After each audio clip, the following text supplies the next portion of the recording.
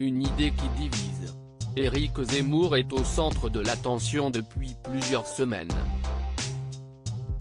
À quelques mois des élections présidentielles de 2022, le polémiste n'a pas encore officialisé sa candidature mais il enchaîne les interviews et les déplacements. Invité sur le plateau du Grand Jury ce dimanche 25 octobre, il a profité de son passage pour mentionner une proposition qu'il souhaiterait mettre en place s'il est élu. « Je propose de supprimer le permis à points », a-t-il lancé.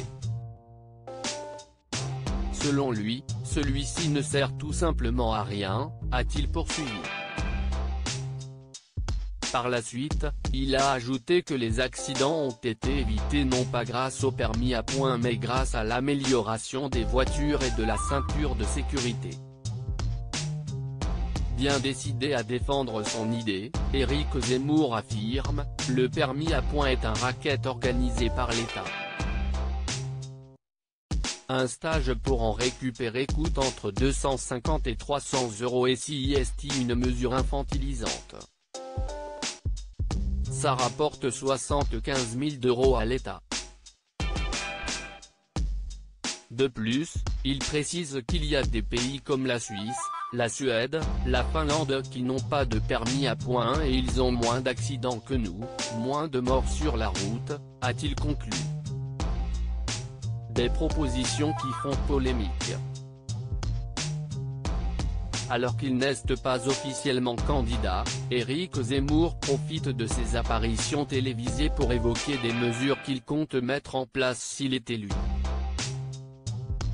Lors de son passage dans On est en direct sur France 2 le samedi 11 septembre dernier, il avait été au cœur d'une vive polémique après avoir indiqué « Si je deviens président, je vais rétablir la loi de 1803, un Français n'aura pas le droit d'appeler son fils Mohamed ».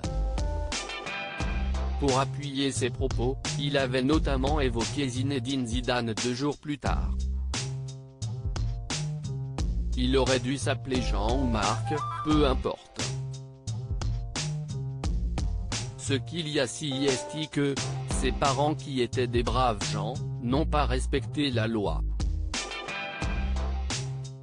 Par la suite, il a précisé que si Zinedine Zidane porte ce prénom, si est parce que les autorités françaises n'ont pas fait leur boulot alors qu'il y a des gens qui veulent être dans les règles, avait-il affirmé.